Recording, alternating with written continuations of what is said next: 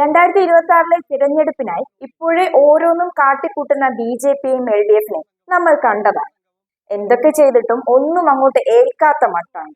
ഓരോരുത്തരായി ഏറിൽ കയറുന്നത് മാത്രം മിച്ചം. അതൊക്കെ എന്തോ ആകട്ടെ, വരുന്ന തിരഞ്ഞെടുപ്പിൽ UDF 100 സീറ്റും സ്വന്തമാക്കുമെന്ന് പ്രഖ്യാപിച്ചിരിക്കുകയാണ് ഇപ്പോൾ നമ്മുടെ പ്രതിപക്ഷ നേതാവ്.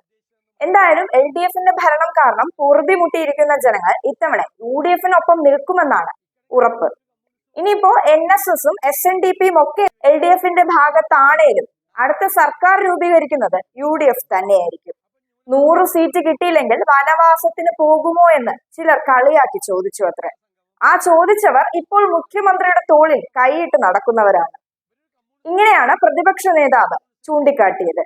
സാമ്പത്തികമായി തകർന്നു നിൽക്കുന്ന കേരളത്തെ രക്ഷിക്കാൻ UDFന് സാധിക്കുമെന്ന് അദ്ദേഹം ഉറപ്പ് നൽകിയിട്ടുണ്ട്. മുഖ്യമന്ത്രിക്ക് പറ്റിയ നല്ലൊരു കൂട്ടുകാരനെയും VD കണ്ടെത്തിയിട്ടുണ്ട്. അത് മറ്റാരുമല്ല, യോഗി ആദിത്യനാഥ് തന്നെയാണ്. മുഖ്യമന്ത്രിക്ക് ഇതിലും നല്ല കൂട്ട് ഇനി സ്വപ്നത്തിൽ പോലും കിട്ടില്ല. അധികം കഷ്ടപ്പെടാതെ തന്നെ നല്ലൊരാളെ കൂട്ടുകാരനായി കിട്ടിയത് കൊണ്ട് മുഖ്യമന്ത്രി ഹാപ്പിയാണ്. അല്ലെങ്കിലും കപടഭക്തി കാണിച്ച് പിണറായി സർക്കാരിനൊപ്പം നിർത്താൻ യോഗിയെ കിട്ടുന്നത് ഒരു ഭാഗ്യം തന്നെയാണ്. വിട്ടുകളയണ്ട. LDFന് കണക്കിന് കൊടുത്ത VD വീണ്ടും കുറേയേറെ കാര്യങ്ങൾ കൂടി പറഞ്ഞിട്ടുണ്ടായിരുന്നു. അതായത് ഇനി നടക്കാൻ പോകുന്ന ഇലക്ഷന് ഒരു യഥാർത്ഥ കമ്മ്യൂണിസ്റ്റുകാരന്റെ വോട്ട് പോലും UDFനായിരിക്കുമെന്നാണ് അദ്ദേഹം പറഞ്ഞത്. എന്തൊരു അവസ്ഥയാണ് പാവം LDFന് ഇനി വരാൻ പോകുന്നത്.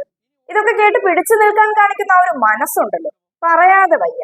ഒരു പക്ഷെ ഇലക്ഷനിൽ ഇതിനുള്ള മറുപടി കൊടുക്കാനാകുമെന്ന LDFന്റെ പ്ലാൻ ആയിരിക്കും അത്. നടന്നാൽ മതിയായിരുന്നു. ശക്തമായ വാക്കുകൾ പറഞ്ഞ് പ്രതിപക്ഷ നേതാവ് എന്തായാലും ഇപ്പോൾ താരമായിക്കൊണ്ടിരിക്കുകയാണ്. എന്തായാലും ജനങ്ങൾക്ക് വിധി എഴുതാൻ കിട്ടുന്ന ഒരേ ഒരു അവസരമാണ് ഈ ഇലക്ഷൻ എന്ന് പറയുന്നത്. നല്ലപോലെ ആലോചിച്ച് മാത്രം നിങ്ങൾ ഒരു തീരുമാനമെടുക്കുക.